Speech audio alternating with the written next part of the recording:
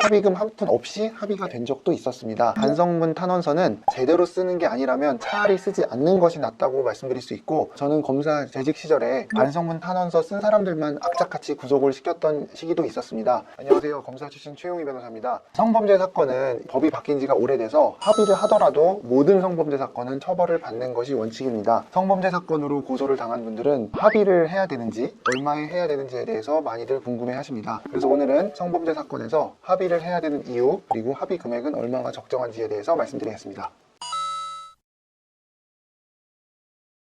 우선은 혐의를 인정할지 여부에 따라 달라지는데, 혐의를 인정할 경우에는 결론부터 말씀드리면 합의를 하는 것이 좋습니다. 그 이유는 첫 번째로는 선처를 받기 위해서인데요. 선처의 의미에 대해서 정확히 알 필요가 있습니다. 선처라는 것은 처벌을 받지 않는 것도 선처지만 처벌을 약하게 받는 것도 선처입니다. 그리고 그 전에 꼭 아셔야 할 것은, 합의라는 것은 돈을 주는 것이 아니라 피해자가 가해자 처벌 원하지 않습니다 라는 말을 해주는 게 합의이고, 이 합의를 하는 데 있어서 협의금이 필요한 것 뿐인데, 이렇게 합의를 한 경우에는 나라에서 처벌하고 싶어도 처벌할 수 없는 범죄가 있고, 합의는 됐지만 여전히 처벌할 수 있는 범죄가 있습니다. 성범죄는 당연히 후자에 들어가기 때문에 합의를 해도 처벌을 받습니다. 그런데 처벌을 받는다는 말은 반드시 처벌을 해야 한다는 것은 아닙니다. 따라서 사안이 경미한 일부 사건에서는 합의가 되고 합의 이외의 다른 자료들을 잘 준비하면 검사님께서 기소유예라는 처벌을 아예 하지 않는 결정을 내려주시기도 하시고, 기소유예까지는 아니어도 재판에 넘길 경우에는 법원에서 합의한 자료들을 토대로 보다 경미한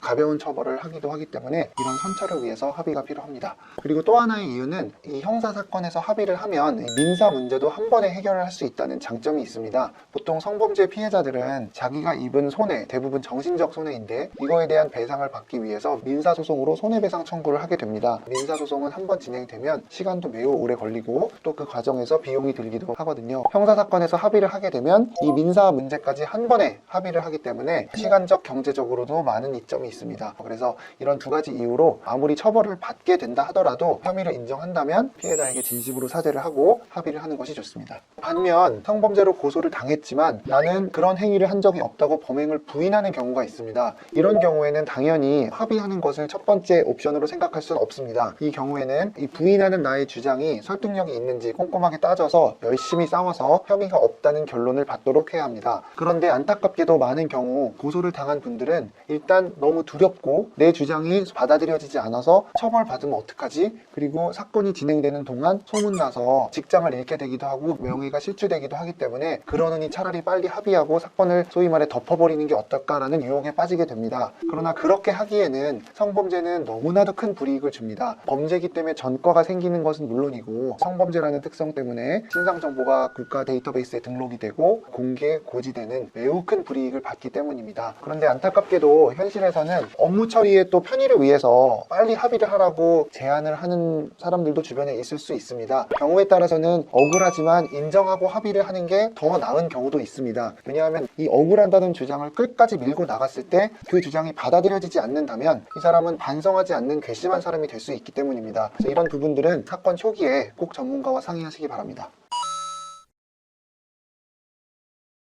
피해자와 가해자가 기존에 알던 사이일 경우에는 서로의 연락처를 알 수도 있지만, 그냥 길 가는 사람, 모르는 사람, 처음 본 사람과 사이에서 일어나는 경우는 연락처를 알지 못합니다. 어떤 경우이든 성범죄는 가해자가 피해자에게 직접 연락하는 것이 금지되어 있습니다. 따라서 합의 절차 진행을 위해서라도 변호사 선임이 필요한 것이 사실입니다. 이때 피해자의 경우에는 개인적으로 사선 변호사를 선임해서 진행하는 경우도 있지만, 변호사가 없이 혼자 고소한 경우도 있습니다. 이런 경우에 가해자는 합의를 위해서 수사기관이나 법원에 피해자를 위한 국선 변호인 선정을 신청할 수도 있습니다. 양측 변호사가 연락을 해서 합의를 해야 되는데, 이 합의 성사 여부에 있어서 의외로 가장 중요한 것은 뻔한 얘기 같지만 각 변호사의 의지와 노력입니다. 실제로 변호사들끼리 연락을 하다 보면 의뢰인이 보지 않는 곳에서 하다 보니까 형식적으로 처리할 때가 솔직히 없지 않습니다. 제 경험을 말씀드리면, 가해자 측을 대리해서 피해자 측 변호사님께 연락을 시도했는데 거의 한 20번 넘게 연락을 했지만 매번 재소개를 해야 했고, 변호사님의 의뢰인은 누구시고 이 사건은 무슨 사건입니다, 이렇게 해야지만 그제서야 얼마예요? 이렇게 답을 주신 분들도 있었고, 가해자의 입장 혹은 피해자의 입장을 설명하려고 하면 그냥 상대 변호사님은 그래서 얼마예요? 이런 식으로 물건값 흥정하듯이 하는 경우도 솔직히 없진 않습니다. 그래서 합의를 위해서 변호사를 선임하더라도 반드시 이 변호사가 나의 사건을 진심을 다해서 처리해 줄 수 있을지를 보셔야 되고, 변호사로서도 답답한 부분은 아무리 내가 열심히 하려고 해도 또 상대 변호사님이 좀 너무 사무적으로 하시는 경우에는 솔직히 말씀드려 합의하는 데 있어서 어려움이 있는 것도 사실입니다. 이게 성범죄도 가능하고, 또 공탁법이 개정이 돼서 이제는 재판 단계로 넘어간 사건의 경우에는 사건 번호를 알고 있다면 이런 경우 일정한 요건 하에 공탁을 할 수 있습니다. 다만 공탁에 대해서 잘못 알고 계시는 부분은 말도 안 되는 합의금 부르니까 그냥 합의할 필요 없어, 난 공탁할래 라고 하는 경우가 있는데, 신중한 접근이 필요한 이유는 공탁은 사실 어떻게 보면 내가 기분 나쁘니까 누구에게 피해를 주고 그냥 치료해 라고 해서 치료비를 던져주는 이런 느낌으로 받아들여질 여지도 솔직히 있습니다. 합의와 공탁의 가장 큰 차이는 합의는 피해자가 처벌을 원하지 않는다는 말을 해준 것이고, 공탁은 가해자가 일방적으로 하는 거거든요. 그렇기 때문에 공탁을 함에 있어서는 반드시 왜 공탁을 하게 됐고 합의라는 걸 할 수 없었기 때문에 부득이 공탁을 한다는 점을 잘 밝히는 것이 필요합니다. 있다 없다를 하나로 선택해서 말씀을 드릴 수는 없는데, 반성문 탄원서는 제대로 쓰는 게 아니라면 차라리 쓰지 않는 것이 낫다고 말씀드릴 수 있고, 저는 검사 재직 시절에 반성문 탄원서 쓴 사람들만 악착같이 구속을 시켰던 시기도 있었습니다. 지금도 포털 사이트에 최용희 검사 반성문 구속이라고 검색하면 기사가 나옵니다. 당시 반성문 쓴 사람들을 구속하기로 마음먹었던 계기는 전과도 있는 사람들이 매번 반성문을 제출한다는 거죠. 반성문 내용 안 봐도 뻔합니다. 잘못했습니다, 다시는 그러지 않겠습니다, 이번에 제가 미쳤었나 봐요, 이번에 처벌받으면 제가 어떻게 되고 가족 생계가 어떻게 되고 내가 월급 주는 직원들이 어떻게 되고 몸이 아프고 집안에 아픈 어르신이 있고, 이걸 절대 벗어나지 못합니다. 그런데 전과 있는 사람들 과거 기록을 뒤져보니 예전에도 이런 반성문을 셀 수 없이 많이 제출했었거든요. 그렇다면 이번에 낸 반성문 과연 이거를 진실한 것으로 볼 수 있는가. 그래서 거짓 반성 사범들을 구속하기로 마음을 먹고 이 사건 내서 다양한 피해자들이 쓴 반성문, 그리고 또 과거에 쓴 반성문들의 내용을 꼼꼼하게 보니 내용이 너무 일반적인 거예요.